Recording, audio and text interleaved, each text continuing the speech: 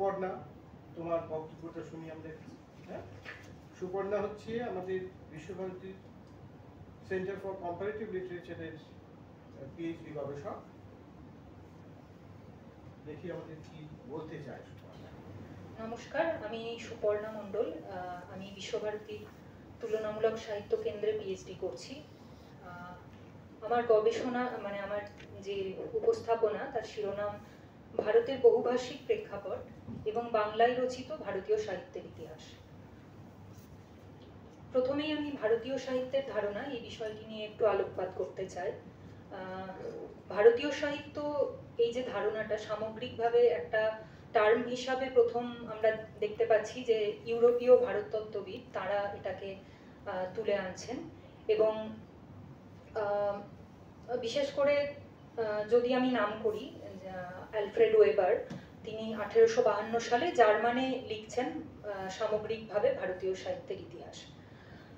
কিন্তু এখানে যেটা উল্লেখযোগ্য সেটা হলো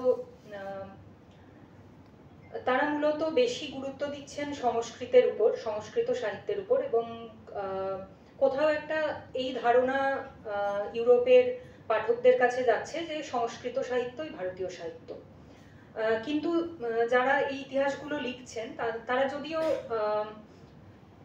এটাও স্বীকার করছেন যে ভারতীয় সাহিত্য সম্বন্ধে তাদের যে সমস্ত ভাষা, এই যে সমস্ত ভাষায় তো তাদের অ্যাক্সেসটা ছিল না, এবং সেজন্য শুধু মানে বেশিরভাগ আলোচনা তাদের সীমাবদ্ধ রাখতে হচ্ছে সংস্কৃতের মধ্যে, এবং পরবর্তীকালে কিছুটা তারা পালি প্রাকৃত এই ভাষাগুলোকেও নিয়েও আলোচনা করছেন।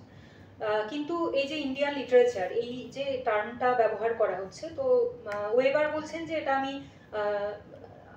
সংক্ষিপ্ততার জন্য ব্যবহার করছি যাতে এটা বড় না হয়ে যায়।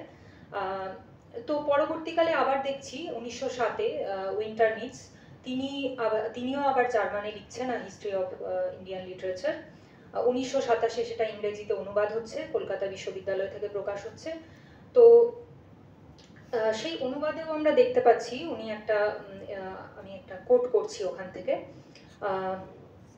এখানেও কিন্তু আমরা দেখছি ওয়েবারকে অনুসরণ করে উনি সংস্কৃত, পালি প্রাকৃত, সংস্কৃতকে বেশি জায়গা দেওয়া হচ্ছে এবং পালি প্রাকৃত কিছুটা আলোচনা হচ্ছে। কিন্তু উনিও সচেতন ছিলেন এই বিষয়ে যে ভারতীয় সাহিত্য মানে শুধু সংস্কৃত নয়। তো এই বিষয়ে উনি বলছেন যে, আমি কোট করছি, The terms Indian literature and Sanskrit literature are by no means identical. The history of Indian literature is the most comprehensive sense of the word, is the history of a literature which not only stretches across great periods of time and an enormous area, but also one which is composed in many languages. তো বোঝাই যাচ্ছে যে উনি বহুভাষিকতার এই বিষয়টা, ভারতীয় সাহিত্যের বহুভাষিক অবস্থান, এটা নিয়ে সচেতন ছিলেন। কিন্তু তা সত্ত্বেও যে পপুলার ইমাজিনেশন, তাতে এই ধারণাটাই যাচ্ছে যেহেতু সংস্কৃতকে এতটা জায়গা দেওয়া হচ্ছে যে সংস্কৃত সাহিত্যই ভারতীয় সাহিত্য। তো যাই হোক, সেখান থেকে আমি যদি ভারতীয় যে তাত্ত্বিকরা ছিলেন তাদের অবস্থানটা আমরা দেখার চেষ্টা করি, তো আমরা স্বাধীনতার আগে দেখতে পাবো দুজন এই বিষয়টা নিয়ে আলোচনা করছেন, একজন শ্রী অরবিন্দ এবং আরেকজন আশুতোষ মুখোপাধ্যায়। তো শ্রী অরবিন্দ মূলত ইউরোপের এই যে ধারণা, সংস্কৃত কেন্দ্রিক যে ভারতীয় সাহিত্যের ধারণা, সেটা নিয়ে তিনি সমালোচনা করছেন এবং উনি এই কথাটা বলছেন যে, nor is it in the Sanskrit tongue alone that the Indian mind has done high and beautiful and perfect things. It would be necessary for a complete estimate to take into account as well the Buddhist literature in Pali and the poetic literatures, here opulent, they are more scanty in production, of about a dozen Sanskritic and Dravidian tongues. The whole has almost a continental effect. তো উনিও সামগ্রিকভাবে ভারতীয় ভাষা এবং শুধুমাত্র সংস্কৃত নয়, দ্রাবিড়িয়ান যে ভাষাগুলি সেগুলির কথাও বলছেন। এরপর যদি আশুতোষ মুখোপাধ্যায়ের যে জাতীয় সাহিত্যের ধারণা ছিল সেটা নিয়ে আমরা একটু দেখি, তো আমরা জানি যে উনি প্রাতিষ্ঠানিক স্তরেও বিভিন্ন ভারতীয় ভাষা চর্চার একটা পরিবেশ তৈরির চেষ্টা করেছিলেন এবং ভারতীয় সাহিত্যের ভবিষ্যৎ এই প্রবন্ধে উনি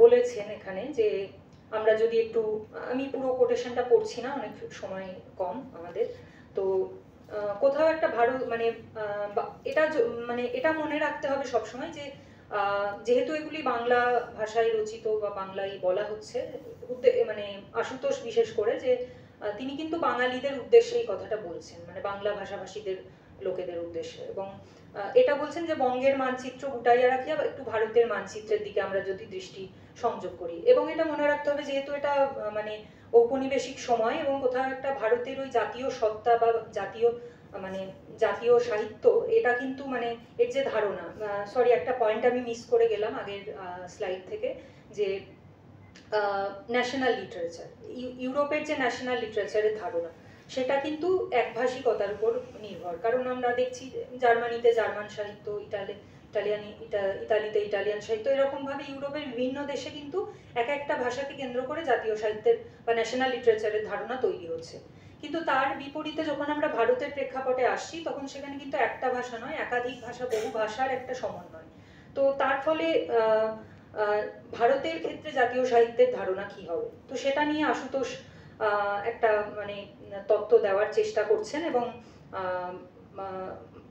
মানে কোথাও একটা এরকম ভাবে বলার চেষ্টা করছেন যে আমরা মানে বাংলা ভাষাও বা বাংলা সাহিত্যও সমৃদ্ধ হবে যদি তারা ভারতের বিভিন্ন ভাষাকে নিয়ে চলতে পারে। এরপর আমি চলে আসি আমার যে মূল আলোচনা, অর্থাৎ বাংলায় রচিত ভারতীয় সাহিত্যের ইতিহাস। তো এখানে আমি প্রথমে সুকুমার সেনের ভারতীয় সাহিত্যের ইতিহাস, যেটা 1961 সালে রচিত হচ্ছে, সেখানে আমরা দেখছি যে উনি একটা ধারণা তৈরি করার চেষ্টা করছেন যে প্রাদেশিক ভাষা এবং ভারতীয় ভাষা। তো ওনার ধারণা অনুযায়ী উনি ভারতীয় ভাষা বলতে চাইছেন সংস্কৃত প্রাকৃত অপভ্রংশ এই কিছু, এই মানে আদি এবং মধ্য ভারতীয় আর্য ভাষার কিছু ভাষাগুলিকে, এবং ওনার ধারণা যে এই ভাষাগুলি ভারতের কোনো নির্দিষ্ট অঞ্চলে সীমাবদ্ধ ছিল না, এগুলো ভারতের মানে এরকম একটা শব্দ উনি ব্যবহার করছেন যে এগুলি ভারতের কোনো প্রদেশ বিশেষের সম্পত্তি ছিল না এবং সবার নাকি সমান অধিকার ছিল এই ভাষাগুলিতে। যদিও এটার বিরুদ্ধে অনেকেই সমালোচনা করছেন যে যেহেতু অনেক ভাষায় মানে আমরা বলতে পারি না যে সবারই সমান অধিকার, কারণ বিশেষত সংস্কৃতের মতো ভাষা, যেটা আমরা জানি ব্রাহ্মণ ছাড়া অন্য শ্রেণীর তাতে অধিকার ছিল না। এছাড়া যে অপভ্রংশের যে বিভিন্ন রূপ সেগুলো আমরা জানি যে এক একটা অঞ্চলে প্রচলিত ছিল, তো কোনোটাই আমরা সার্বিকভাবে বলতে পারি না যে এরা সমগ্র ভারতে প্রচলিত ছিল। তো উনি যে ধারণা তৈরির চেষ্টা করছেন, উনি এই ভাষাগুলিকে ভারতীয় ভাষা বলে চিহ্নিত করছেন এবং প্রাদেশিক ভাষা বলছেন মানে অন্যান্য ভাষাগুলিকে, অর্থাৎ আধুনিক ভারতীয় আর্য ভাষাগুলিকে।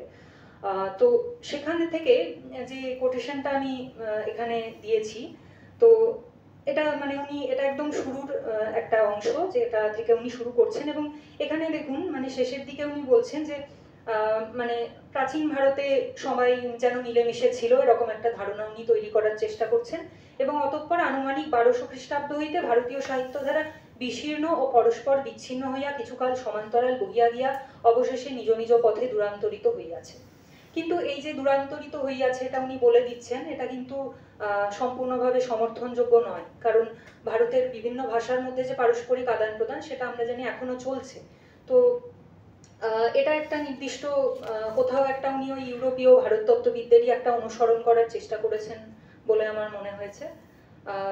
দ্বিতীয় যে বইটি নিয়ে আমি আলোচনা করছি, ভারতীয় ভক্তি সাহিত্য বিষ্ণুপদ ভট্টাচার্যের, এটিও 1961 সালে, এবং এটি মূলত হিন্দি সাহিত্যের ইতিহাস লেখার পরিকল্পনা নিয়ে উনি শুরু করেছিলেন এবং পরবর্তীকালে সেটা ভক্তি সাহিত্যের একটা সামগ্রিক আলোচনার দিকে মোড় নেয়। তো এখানেও উনি বিভিন্ন ভারতীয় ভাষার চর্চার সেটা নিয়ে উনি আলোকপাত করার চেষ্টা করছেন। এখানে একাধিক ভাষা নিয়ে উনি আলোচনা করেছেন ভক্তি সাহিত্যের নিয়ে। এবং এখানে একটা ইন্টারেস্টিং বিষয় হলো যে উনি লিপ্যন্তরীকরণের রীতি যেটা গ্রহণ করছেন, সেখানে আমরা দেখছি উনি কিছু কিছু জায়গায় মানে যেটা হয়তো তামিল শব্দ এবং সেটা হয়তো সিমিলার একটা মানে বাংলা শব্দ রয়েছে, উনি বাংলা শব্দটা ব্যবহার করে দিচ্ছেন। তো বোঝা যাচ্ছে যে কোথাও একটা ওই বাঙালি পাঠকদের উদ্দেশ্যে রচিত বলে এই বিষয়গুলো করা হচ্ছে। এরপর কতগুলি আমরা বই মানে সব আলোচনা করা সম্ভব নয় হয়তো, কিন্তু একক ভাবে যেগুলো লেখা হচ্ছে ভারতীয় সাহিত্যের ইতিহাস বাংলায়, তার মধ্যে প্রথম যে দুটি বই আমরা দেখতে পাচ্ছি এটা বিশ্বভারতীর বিশ্ববিদ্যা সংগ্রহ সিরিজের মধ্যে প্রকাশিত হচ্ছে, এবং এই এই এইগুলি নিয়ে আলোচনা করার আগে আরেকটা বিষয় মনে রাখা দরকার যে ভাষাগুলির সঙ্গে বাংলার যে ডাইনামিক্স। তো আমরা দেখছি যে রবীন্দ্রনাথ একসময় মনে করছেন ওড়িয়া এবং অসমীয়া বাংলার উপভাষা, সেখান থেকে এবং এমনকি একজন উড়িয়া স্বতন্ত্র ভাষা নহে বলে একটা বই রচনা করছে। তো কোথাও একটা ওই বাংলাকে চাপিয়ে দেওয়াই দুটো প্রদেশে সেই একটা প্রকল্প আমরা স্বাধীনতার আগে দেখতে পেয়েছি। তো সেখান থেকে যখন আমরা দেখছি যে আলাদাভাবে তাদের মানে বাংলা ভাষায় তাদের ইতিহাস লেখার একটা প্রয়াস হচ্ছে, তো ফলে একটা পরিবর্তন আমরা তার মধ্যে দেখতে পাচ্ছি। এবং এখানেও আমরা যেটা দেখব যে বাংলার অবস্থান থেকে যেহেতু এই ভাষাগুলিকে দেখা হচ্ছে, সেক্ষেত্রেও কিন্তু মানে বাংলা সাহিত্যের প্রসঙ্গ বারবার আসছে। অর্থাৎ কোথায় এটা বাংলা সাহিত্যের সঙ্গে একটা সমকক্ষতার জায়গা বা বাংলার প্রভাব কোথায় রয়েছে, এই বিষয়গুলো বেশি গুরুত্ব পাচ্ছে। এছাড়া দেখতে পাবো যে অনেক দ্বিভাষিক লেখক আমরা দেখতে পাবো যারা হয়তো অসমীয়াতেও লিখছেন এবং বাংলাতেও লিখছেন, ওড়িয়ার ক্ষেত্রে ওড়িয়াতে লিখছেন, বাংলাতে লিখছেন, তাদের উল্লেখ আমরা দেখতে পাই। এটা গেল ওড়িয়া সাহিত্য এবং অসমীয়া সাহিত্যের কথা। স্যার সময় আর কতটা আছে? আচ্ছা, তো অন্যদিকে ব্রজনন্দন সিংহের যে হিন্দি সাহিত্যের ইতিহাস, এটাতে আমরা দেখছি যে হিন্দিকে রাষ্ট্রভাষা বলে উল্লেখ করা হচ্ছে এবং উনি কোথাও এই ধর্ম এবং ভাষার ডাইনামিক্সটাকে অস্বীকার করার চেষ্টা করছেন। অর্থাৎ যে হিন্দুরা হিন্দি বলে এবং মুসলিমরা উর্দু বলে, এই একটা যে ধারণা সেটাকে একটু ভাঙার চেষ্টা করছেন উনি। অন্যদিকে এবং কটাক্ষ করছেন মনে, এবং এই ডাইনামিক্সটাও মানে ইন্টারেস্টিং যে কখন একজন মানে সেই মানে বাঙালিরা যে বাংলা ভাষাভাষীরা যখন লিখছে সেটা অন্যরকম হচ্ছে, আবার ধরুন হিন্দি ভাষী একজন তিনি বাংলা শিখে হিন্দি সাহিত্যের ইতিহাস লিখছেন বাংলায়, তো সেক্ষেত্রে আবার ডাইনামিক্সটা আলাদা হচ্ছে। এবং এখানে উনি বাঙালিদের কটাক্ষ করছেন যে বাঙালিরা মানে ইংরেজিকে মেনে নিয়েছে কিন্তু তারা হিন্দিকে মেনে নিচ্ছে না। তো এটা একটা গেল। আর আরেকটা অন্যদিকে যে রামমহল তেওয়ারির হিন্দি সাহিত্যের ইতিহাস, সেখানে আমরা দেখতে পাবো যে হিন্দির মধ্যে যে বহুভাষিকতার মানে হিন্দি এই টার্মটা যে ব্যবহার করা হচ্ছে তার মধ্যেও যে হিন্দির যে কত রকম মানে ভ্যারিয়েশন, মানে এটাকে যে একটা আমব্রেলা টার্ম হিসাবে ব্যবহার করে তার মধ্যে কত অন্যান্য সাহিত্য, অবধি মানে ভোজপুরি, নানা রকম হিন্দির যে ভ্যারিয়েশন, এগুলোকে মানে তার মধ্যে নিয়ে নেওয়া হচ্ছে, এটাকে উল্লেখ করছেন উনি। অন্যদিকে সাঁওতালি ভাষা ও সাহিত্যের ইতিহাসে আমরা দেখতে পাবো যে এখানে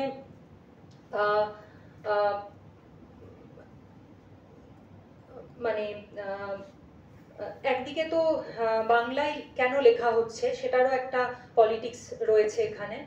কোথাও একটা স্বীকৃতি, মানে যখন এটা লেখা হচ্ছে 1999 তখনও সাঁওতালি অষ্টম যে শিডিউল সেখানে স্বীকৃতি পায়নি। তো কোথাও একটা সেই বা সাঁওতালির ভাষা ও সাহিত্যের ইতিহাসকে মানে বাংলায় লেখা, সেটার মধ্য দিয়ে স্বীকৃতির একটা লড়াইও কোথাও যেন কাজ করছে। এরপর আমি শিশির কুমার দাসের ভারত সাহিত্য কথার প্রসঙ্গে আসি, যেখানে সামগ্রিকভাবে ভারতীয় সাহিত্যের ইতিহাস নিয়ে আলোচনার চেষ্টা করা হচ্ছে এবং এখানে বহুভাষিকতা নিয়ে উনি উল্লেখযোগ্য একটি কথা বলছেন।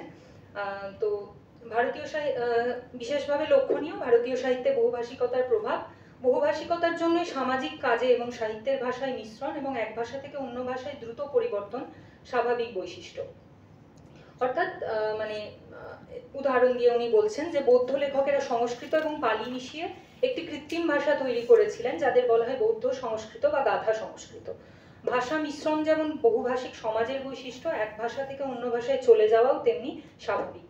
আজকের ভারতে যেমন আমরা মাতৃভাষায় কথা বলতে বলতে ইংরেজিতে কথা বলি, যেটা আমার আগের প্রেজেন্টারই বলছিলেন যেটা নিয়ে, কিংবা হিন্দি বলি, একে ভাষাতাত্ত্বিকেরা বলেছেন কোড সুইচিং। সংস্কৃত নাটকে দেখতে পাচ্ছি বহুভাষিকতার আরেকটা বিশেষ রূপ। এখন পাচ্ছি কোনো ভাষা মিশ্রণ নয়, ভাষা পরিবর্তনও নয়, একসঙ্গে একাধিক ভাষার প্রয়োগ।